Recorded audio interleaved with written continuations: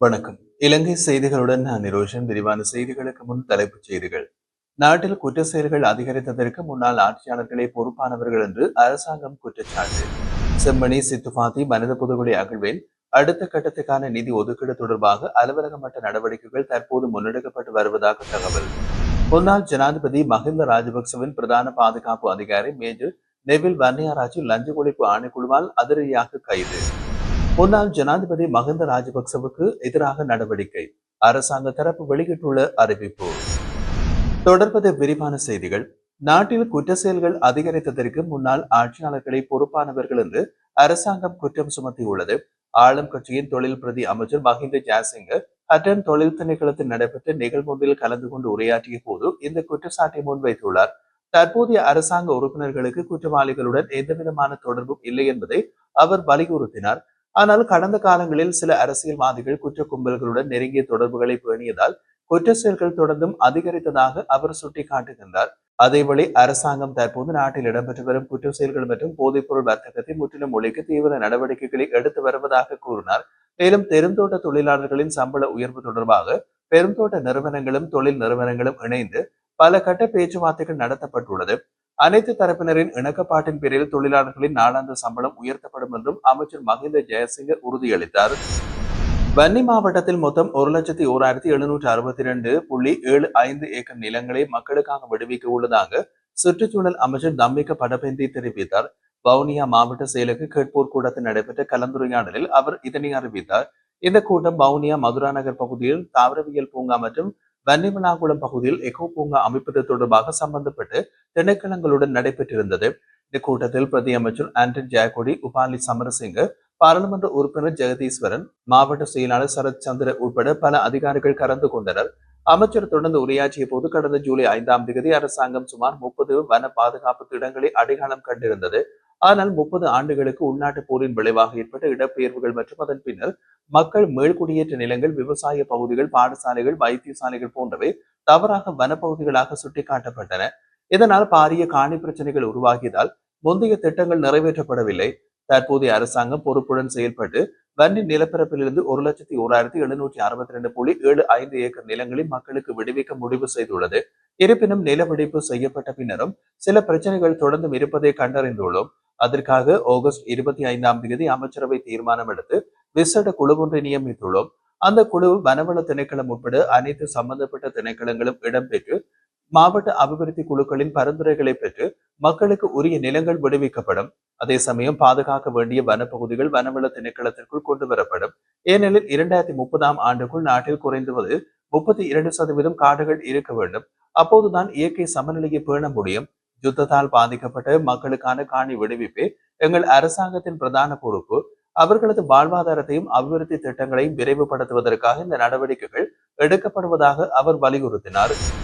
நீதி மற்றும் தேசிய ஒருமைப்பாட்டு அமைச்சர் ஹர்சன நாணயக்கார தெரிவிக்கையில் யாழ்ப்பாணம் செம்மணி சித்துப்பாத்தி மனித புதுகுழி அகழ்வின் அடுத்த கட்டத்திற்கான நிதி ஒதுக்கீடு தொடர்பாக அலுவலக மட்ட நடவடிக்கைகள் தற்போது முன்னெடுக்கப்பட்டு வருகின்றன. வடக்கு கிழக்கில் மனித புதுகுழிகள் என்று சந்தேகிக்கப்படும் இடங்களில் அகழ்வு பணிகளை மேற்கொள்வதற்கான போதுமான நிதி தமது அமைச்சகத்திடம் உள்ளதாகவும் அதற்கான தேவைகளின் நடவடிக்கைகள் எடுக்கப்பட்டுள்ளதாகவும் அவர் குறிப்பிட்டார். ஒரு ஊடகத்திற்கு வழங்கிய விசேட நேர்காணல் ஒன்றின் போது அமைச்சர் இதனை வெளிப்படுத்தியுள்ளார். மேலும் அவர் கூறுகையில் குருக்கள் மடம் மனித புதுகுழி அகழ்விற்கான நிதி ஏற்கனவே முழுமையாக ஒதுக்கப்பட்டுள்ளது. செம்மணி சித்துப்பாத்தி மனித புதுகுழி அகழ்வின் அடுத்த கட்டத்துக்கான நிதி ஒதுக்கீடு தொடர்பாக தேவையான ஆவணங்கள் மற்றும் நடைமுறைகள் அலுவலக மட்டத்தில் முன்னெடுக்கப்பட்டு வருகின்றன. உரிய நடைமுறைகள் பூரணப்படுத்தப்பட்டதுடன் தேவையான நிதி வழங்கப்படும். எனவே அகழ்வு பணிக்கான நிதி தொடர்பாக எவ்விதமான சிக்கலும் இல்லை. அத்துடன் செம்மணி மற்றும் குருக்கள் மடம் மனித புதுகுழி அகழ்வுக்கான அடுத்த கட்ட நடவடிக்கைகளுக்கான பாதைகள் ஏற்கனவே தயார் செய்யப்பட்டு நீதிமன்றம் அனுமதியுடன் சம்பந்தப்பட்ட அறைகளுக்கு அனுப்பி வைக்கப்பட்டுள்ளன என்றும் அமைச்சர் சுட்டிக்காட்டியுள்ளார். முன்னாள் அமைச்சர் ருஷான் பதியுதீன் 2021ஆம் ஆண்டு எந்த ஒரு நியாயமான காரணமும் இல்லாமல் தடுப்பு காவலில் உத்தரவின் பேரில் கீழ் கைது செய்யப்பட்டு தடுத்து வைக்கப்பட்டதை எதிர்த்து தாக்கல் செய்யப்பட்ட அடிப்படை உரிமைகள் மனுவை 2026 மார்ச் 25ஆம் தேதி விசாரணைக்கு எடுத்துக்கொள்ள உயர்நீதிமன்றம் உத்தரவு பிறப்பித்தது. இந்த மனு இன்றைய தினம் உயர்நீதிமன்றத்தில் நீதிபதிகளான ஷிரான் குணரத்ன, அச்சலு வெங்கப்புலி மற்றும் பிரியந்த பெர்னாண்டோ ஆகியோர் அடங்கிய நீதிமன்ற அமர்வு முன் விசாரணைக்கு வந்த நிலையில் குறித்த உத்தரவு பிறப்பிக்கப்பட்டது.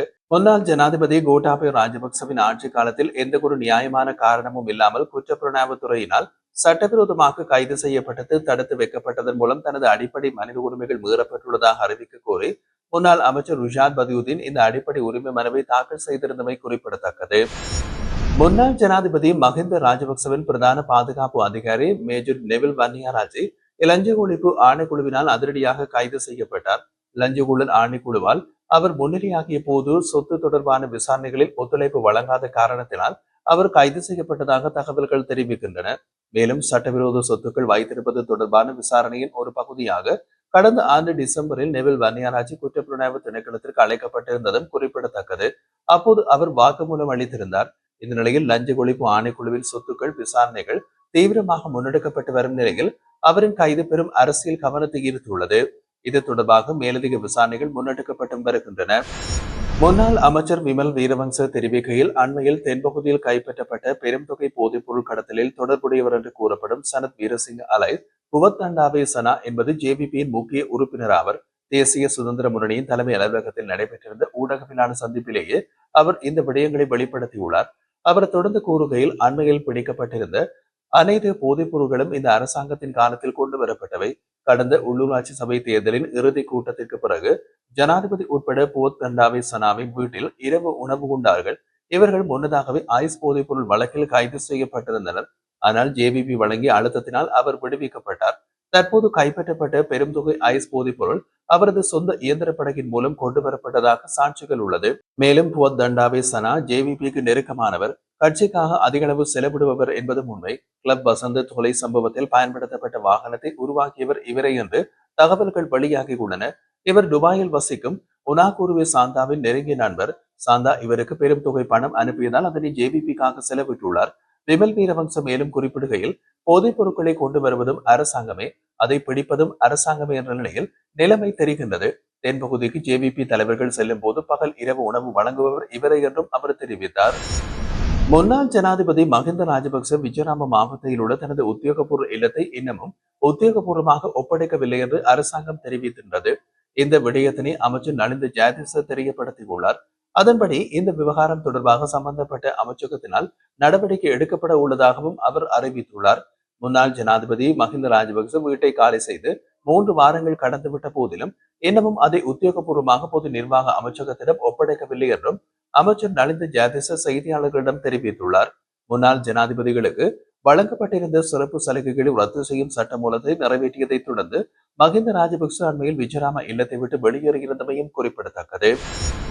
2025 ஆண்டு செப்டம்பர் மாதம் 1ஆம் தேதியிலிருந்து 30ஆம் தேதி வரையான காலப்பகுதியில் 1,58,971 சுற்றுலா பயணிகள் நாட்டுக்கு வருகை தந்துள்ளதாக இலங்கை சுற்றுலா அபிவிருத்தி அதிகார சபை தெரிவித்துள்ளது. செப்டம்பர் மாதத்தில் அதிகளவான சுற்றுலா பயணிகள் இந்தியாவிலிருந்து வருகை தந்துள்ள நிலையில் அவர்களின் மொத்த எண்ணிக்கை 49,697 ஆகும்.